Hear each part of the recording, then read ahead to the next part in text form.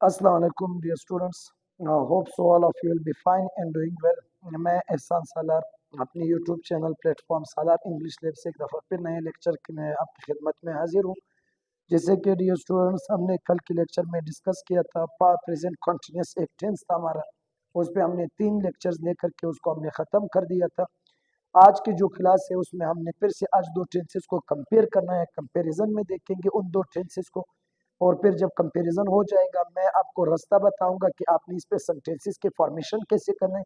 बाकी उस पे सेंटेंसेस बनाना वो जो है वो आप लोगों ने उस पे सेंटेंसेस जनरेट करना है। तो आज की जो क्लास है उसमें हम लोग पहले जो टेंस को कंपेयर करेंगे वो हमारे पास होगा पास्ट का कॉन्टिन्यूस होगा। पास्ट का कॉन्टिन्यूस हमारे पास एक टेंस है, और जो पास्ट कॉन्टिन्यूस है इसको हम लोग कंपेयर करेंगे किसके साथ? फ्यूचर के कॉन्टिन्यूस के साथ हम इसको कंपेयर करेंगे कि आपने स्पीकिंग में इन दोनों टेंसेस को कब यूज करना होता है। ठीक है, सबसे पहले आप एक चीज को नोट कर ले। अगर हम टाइम की बात करते हैं ना, तो टाइम जब भी होता है ना, time is divided into 2 categories.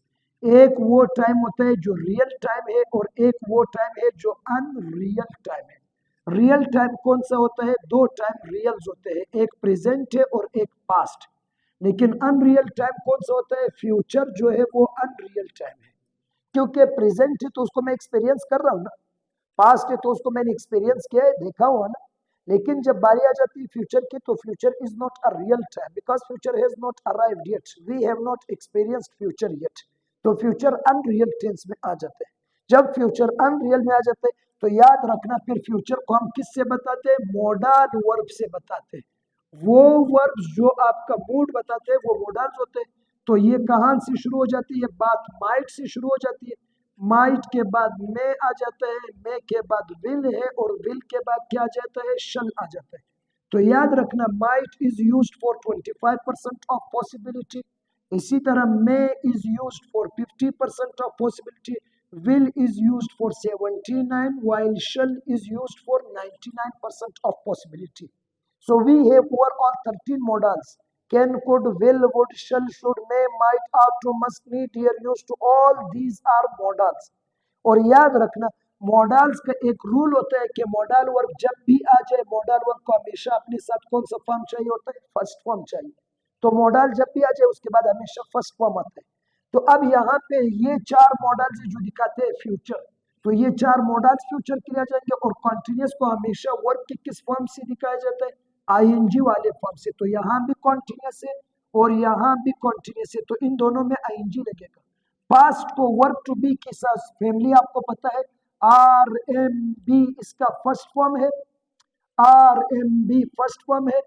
Was and were इसका सेकंड फॉर्म है। बीन वर्ब टू बी की फैमिली का थर्ड फॉर्म है। बीइंग इसी फैमिली का फोर्थ फॉर्म है, और इज इसी फैमिली का फिफ्थ फॉर्म है।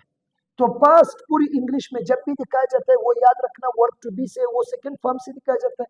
तो पास्ट को दिखाना है तो उसके लिए मैं क्या लगा दूंगा? वाज एंड वर लगाऊंगा। तो वाज एंड वर पास्ट दिखाएगा, उसके बाद आईएनजी आ जाएगा, तो ये पास्ट कॉन्टिन्यूस आएगा। और फ्यूचर को दिखाना है तो फ्यूचर में हम क्या करते हैं? पॉसिबिलिटी बताते हैं किसी एक्शन। तो पॉसिबिलिटी जितने परसेंट होते हैं उतना परसेंट वाला हम मॉडल वर्ब लगाएंगे। अब मॉडल वर्ब को फर्स्ट फॉर्म चाहिए, तो फर्स्ट फॉर्म के लिए अब ये जो आईएनजी ये तो फोर्थ फॉर्म है। तो ऐसा तो नहीं है कि मैं इधर मैं लगा दूं फिर मैं के बाद मैं डायरेक्ट आईएनजी लगाऊं, नहीं।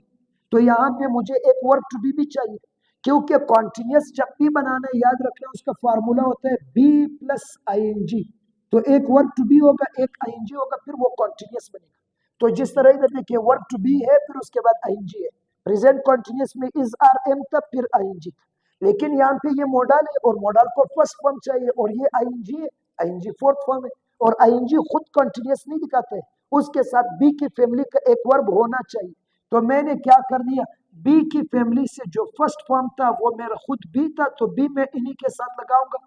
तो मे के साथ भी आ जाएगा, विल के साथ भी आ जाएगा, शल के साथ भी आ जाएगा, तो ये बन जाएगा फ्यूचर कॉन्टिन्यूस। अब याद रखना एक चीज को, प्रेजेंट कॉन्टिन्यूस वो होता है, अभी मैंने आपको पिछले लेक्चर में प्रेजेंट का कॉन्टिन्यूस बताया था।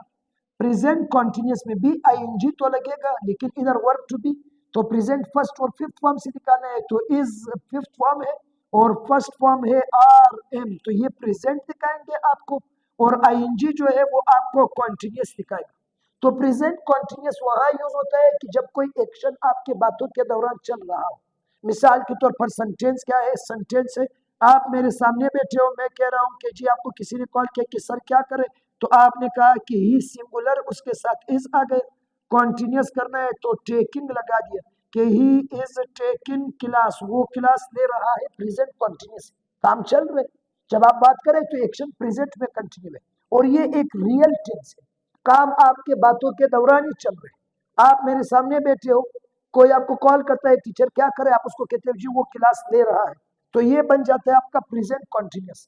इसी तरह से आपको जो है वो मैंने आपने कहा कि मेरे टीचर है उसने मुझे कॉल किए, वो मेरे इंतजार कर रहे, तो ही सब्जेक्ट आ गया, इज हेल्पिंग वर्ब आ गया, वेट फर्स्ट फॉर्म में आईएनजी आ गया, waiting, he is waiting for me, वो मेरा इंतजार कर रहा है, प्रेजेंट कॉन्टिन्यूस हो गया। अब अगर इसको पास्ट में बनाना है तो याद रखना प्रेजेंट को पास्ट करना है तो टाइम चेंज हो गया और टाइम हेल्पिंग वर्ब से चेंज होता है, तो ये इज आर एम के बजाय वाज वर हो जाएगा। तो ये पास्ट कॉन्टिन्यूस है। पास्ट कॉन्टिन्यूस मतलब क्या, अभी आप इधर बैठे हो, now it is 7 o'clock, 7 o'clock है, तो आपको किसी ने कॉल किया कि टीचर क्या करे, तो आपने कहा वो क्लास ले रहे हैं, तो प्रेजेंट में कंटिन्यू। लेकिन आफ्टर 7 o'clock आप यहाँ से चले गए, घर चले गए, तो क्या हो गए, 7:30 हो गए। अब ये जो 7:30 है ये क्या बन गए, प्रेजेंट बन गए। अब कोई आपसे प्रेजेंट में पूछ रहा है कि टीचर क्या कर रहा था, तो आपने 7 बजे मुझे देखा था लास्ट में, तो ये जो 7 है ये क्या हो जाएगा, पास्ट हो जाएगा। तो इज आर एम के बजाय अब 7 बजे दिखाना है, वो पास्ट से, और पास्ट किस फॉर्म से, सेकंड फॉर्म से। सेकंड फॉर्म क्या होता है, वाज वर, तो आप उसको क्या बोलेंगे कि ही वाज टेकिंग क्लास, वो क्लास ले रहा था। अब ये पास्ट कॉन्टिन्यूस हो गया, वाज आ गए सेकंड फॉर्म, ये पास्ट आ गए, उसके बाद आईएनजी आ गए, पास्ट कॉन्टिन्यूस आ गए आपके साथ। इसी तरह आप कहते हैं वो मेरा इंतजार कर रहा था, तो आप क्या बोलेंगे कि he was waiting for me, वो मेरा इंतजार कर रहा था, he was waiting for me, past continuous. क्योंकि यहाँ पे ये जो वाज है that is a second form, verb to be के बाद आईएनजी आ गए तो कॉन्टिन्यूस हो गए। सेकंड फॉर्म पास्ट दिखाता है, उसके बाद आईएनजी आ गए, तो ये पास्ट का कॉन्टिन्यूस हो गए। लेकिन अब अगर हम इसको देख ले फ्यूचर के साथ, तो याद रखना फ्यूचर तो हकीकत में कोई टेंस नहीं है। तो जब ये हकीकत में कोई टेंस नहीं, तो इधर हम क्या बताते, अपना इमेजिनेशन बताते, अपना ख्याल बताते, अपना सोच बताते, अपना थिंकिंग बताते। तो अब मैं आपकी बाई को कॉल कर रहा हूँ, वो कॉल नहीं उठा रहे, तो मैं कह रहा हूँ ये आपका बाई कॉल क्यों नहीं उठा रहे, आप मेरे साथ हो, तो आपको क्या पता है कि वो कॉल क्यों नहीं उठा रहे। तो अब आप क्या करेंगे, अब आप अपना मुझे इमेजिनेशन बताओगे कि आपको क्या लगता है कि वो कॉल क्यों नहीं उठा रहे। तो आप मुझे कहते हो कि हो सकता है वो क्लास ले रहा हो, तो ये आपका इमेजिनेशन है, मतलब आपको ऐसा लगता है कि वो क्लास ले रहा है, लेकिन यहाँ पे लगता नहीं है, यहाँ हकीकत है। यहाँ आपने उसको देखा तो ये काम करते हुए, यहाँ आप उसके सामने हो, वो ये काम कर रहे, तो ये प्रेजेंट कॉन्टिन्यूस है, ये पास्ट कॉन्टिन्यूस। लेकिन अब फ्यूचर दिखाने आप कहते हैं हो सकता है वो क्लास ले रहा हो, तो अब आपको कितना परसेंट लगता है कि वो क्लास ले रहे हैं। अगर 25 लगता है तो माइट यूज करना है, अगर 50 लगता है तो मे यूज करना है, 75 है तो विल लगता है, 99 है तो फिर शल यूज करना है। तो अब आपने क्या कर दिया, ही ये आ गया। फिर फ्यूचर दिखाना है तो उसके लिए आपने मॉडल वर्ब माइट यूज कर दिया कि ही माइट, लेकिन मॉडल वर्ब को तो फर्स्ट फॉर्म भी चाहिए ना। तो अब जब फर्स्ट फॉर्म चाहिए तो बी की फैमिली में जो बी है वो खुद फर्स्ट फॉर्म है, तो मॉडल वर्ब को फर्स्ट फॉर्म दिया तो ये बी आ गया। अब बी को कौन सा फॉर्म चाहिए, आईएनजी, क्योंकि कॉन्टिन्यूस दिखाना है, so take is the first form, I N G लगा दो। So he might be taking class, हो सकता है वो क्लास ले रहा हो। नाउ ये माइट आपने यूज किया, कितना परसेंट दिखाता है, 25% दिखाता है, यानी 25% आपको लगता है कि वो क्लास ले रहा है। इधर लगता नहीं, इधर हकीकत है, आपने उसको देखा तो वो क्लास ले रहा था, वो सो रहा था, वो आ रहा था, वो खाना खा रहा था, वो मुझे देख रहा था, वो मुझे मार रहा था, वो घर जा रहा था। इधर वो खाना खा रहे, वो नमाज पढ़ रहे, लेकिन इधर इमेजिनेशन है, आपको लगता है इस तरह। अगर आपको ज्यादा लगता है, 25 से ज्यादा लगता है, तो instead of might you can use may, that he may B taking class.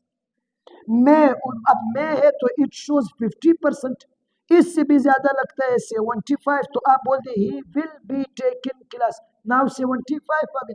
और उससे भी आपको ज्यादा लगता है तो उसके लिए आप शल लगा दे 499%।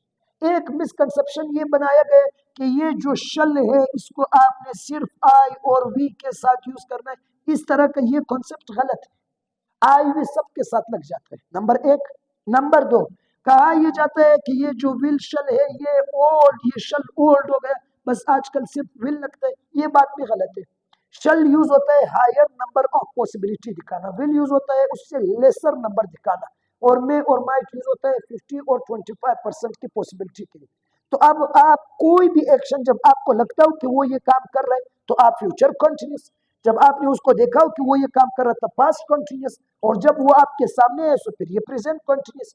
मिसाल के तौर पर आपका टीचर है, उसने आपको कहा कि आ जाओ मैं आपका इंतजार कर रहा हूं, तो प्रेजेंट कंटिन्यूस। हकीकत में आपको लगता है, अरे भैया हकीकत है, यहाँ पे आपने उसको देखा तो वो आपका इंतजार कर रहा था, लेकिन यहाँ आपको इमेजिन कर रहे कि वो हमारा इंतजार कर रहा होगा, ही will be waiting for us, वो हमारा इंतजार कर रहा होगा, वो खाना खा रहा होगा, वो क्लास ले रहा होगा, वो नमाज पढ़ रहा होगा, वो खाना खा रहा होगा, वो मेरे बारे में क्या सोच रहा होगा, ये इमेजिनेशन है।